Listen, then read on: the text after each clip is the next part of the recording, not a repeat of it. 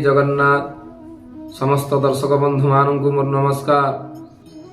आज यह वीडियो माध्यम आपण मानू किछि सुंदर वार्ता दवापाई मु आसीछि।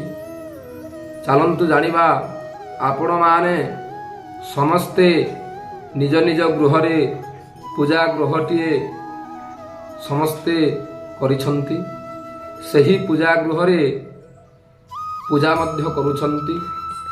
आपण माने जानि नियंतु आज सही पूजा गृह को जिते सुंदर भाव रे सफा रखिबे एवं निर्मल रखिबे, सुंदर हिसाब रे सजाइबे, तेबे जाई आपणकर पूजा गृहर भगवानंकर विभु कृपा लाभ हेबो। नहेले आपणकर गृह को नकारात्मक दृष्टि प्रवेश करिबो।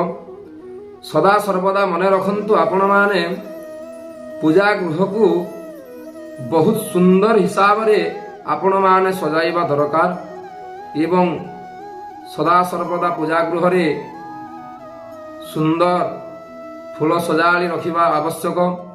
भगवान को सुंदर निर्मल भाव रे पूजा करिबा आवश्यक। बाहर जिनिष पत्र पूजा गृह रे रखिबे नाही। तेणु एही प्रति आपण माने ध्यान दियंतु। जदि पूजा गृह को सुंदर भाव रे सजाड़िबे आपणकर उपरे विभु कृपा लाभ हेबो, भगवानंकर सु आशीर्वाद पड़िबो, आपणकर गृहर मध्य मंगल हेबो। एही कथाटी मु कहिबाकू चाहुथिली। आपण माने एही कथा को श्रवण करिबा संगे संगे समस्ते मानि चलिले आपण मानकर जीवन सुखमय हेबो। जय जगन्नाथ।